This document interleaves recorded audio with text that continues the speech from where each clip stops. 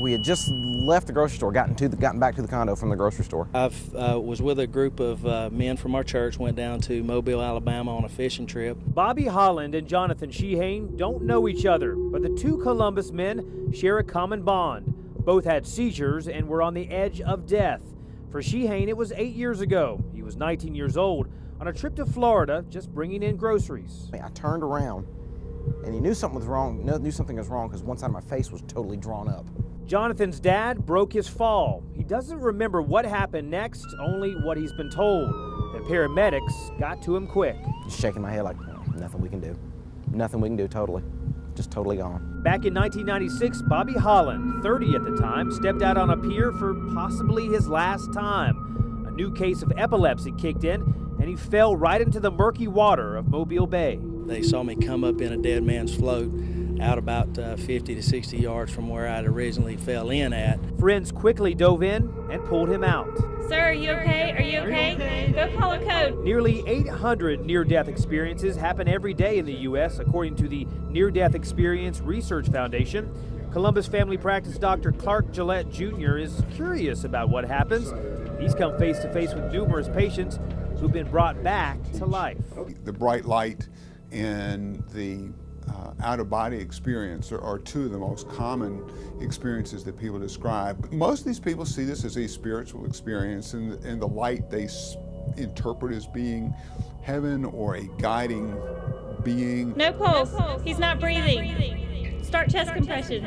I've had people that say that they've seen loved ones both live and dead, telling them to come back or telling them it's not your time. Lieutenant Jim Bloodworth Sr., called Lieutenant Blood by colleagues, has helped save a lot of lives. Folks like Sheehane, who blacked out after his seizure. Jonathan says it felt like a dream with a relative standing right over him. What I remember was actually this is kind of weird, being back at the grocery store, but I was laid out on the floor in the grocery store in the middle of an aisle. Next thing I know, I was waking up as they were on the stretcher as they were putting me in the back of the ambulance. So they just began to pray, in the name of Jesus, Bobby, breathe. And the third time they said it, Holland says his stomach released and he was back. And Holland says he wasn't really scared because he didn't realize this was a near-death experience. One moment he says he was fishing with his friends, cutting up, having a good time. Next thing he remembers, he woke up in an ambulance. If you've got a shockable rhythm on here. From the time someone hits the floor, you have 8 minutes to resuscitate them. What fascinates me is they see and hear what's going on, even though their heart's stopped and they're totally unresponsive. So he warns, be careful what you say around people having cardiac arrests.